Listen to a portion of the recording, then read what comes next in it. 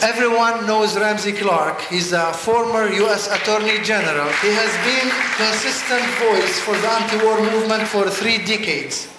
Ramsey has traveled all over the world and has been in Iraq every year since the sanctions were imposed.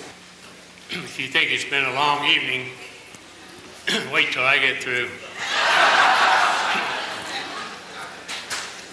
But we're going to have to take some long evenings, because this planet is deeply troubled, and the greatest cause of that trouble is our own government.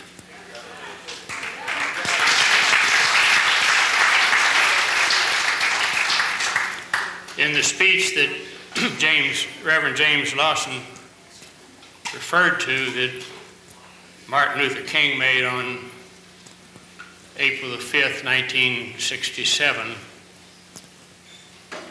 the most startling thing that he said at the time, and the thing that caused the most anger and hatred to be directed toward him, was this sentence: "The greatest purveyor of violence on earth is my own government." 31 years ago. Why anyone would have been startled is hard to say, because it was an obvious fact. But apparently we need more education in the obvious than we do examination of the obscure and unknown.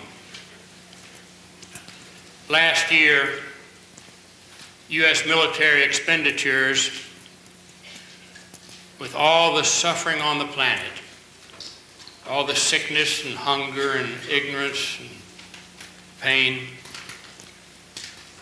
the American military budget was $265 billion.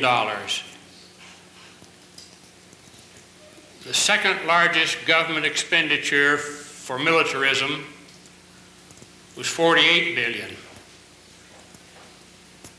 and that was the Russian Federation. The United States military expenditures exceed those of the top 12 government expenditures on earth by themselves, and are more than 1/3 of all the military expenditures on the planet.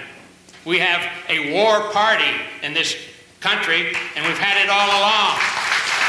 And you can call it Democrat for a while, and you can call it Republican for a while, but it has been the special economic interests in this society that have governed us from the time that we founded our governments on this continent.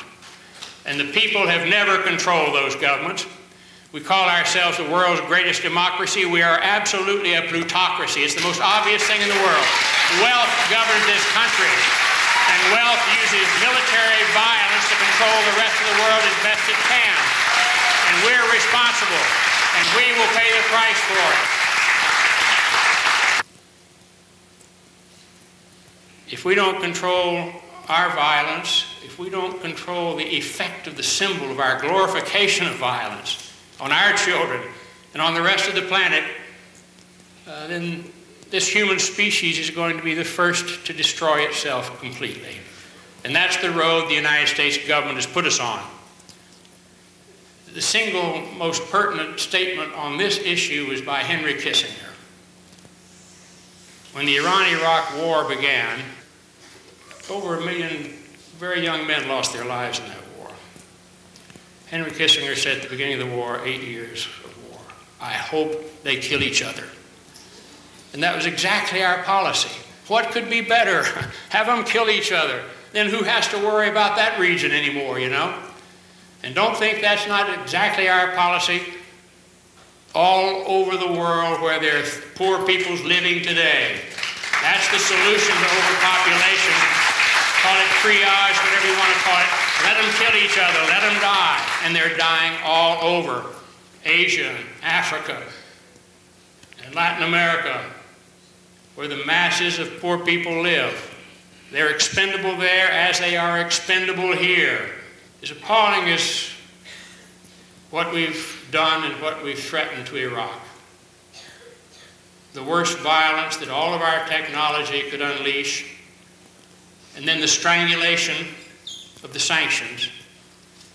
the thing we have to realize is it's what our government leadership has been doing all along.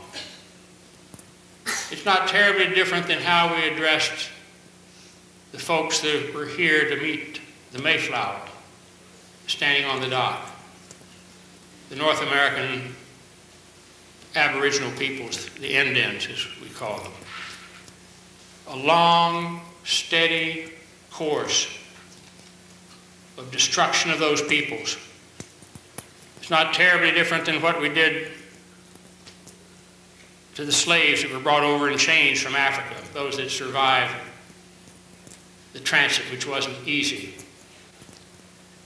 You look in our history books, you don't read about a Philippine-American war. You read the Philippine history books, and they know about a Philippine-American war. We call it the Spanish-American War. We were liberating the Filipinos. We killed more than 1 million. Now we're bragging about the covert actions we're going to engage in against Iraq. Do you doubt for a minute that they're planning covert actions in half a dozen other places right now? That we'll react to them 5 years after the misery has begun and the people have been devastated? What we have to realize is that if we don't stand up and stop this now, if we can't stop these sanctions in Iraq, and if with them we can't prohibit any further use of sanctions that are designed to impact on the poor, then there are no poor people on the planet that will ever be safe from our government and its future acts. It's imperative that we stop them in Iraq today and that we prohibit them in the future as applied to any people, because it is a weapon of mass destruction. We have to stop military interventions by our government completely. We cannot permit more U.S. military interventions in foreign countries. We have to stop economic interventions. We've got to cancel foreign debt that has enslaved most of the poor countries of the planet. Cancel it. So let's organize through every effort and opportunity we have in our families, in our churches, in our mosques, in our synagogues, and in our schools, and at our jobs. A massive coalition committed to end militarism and economic exploitation by our government. Thank you. God bless.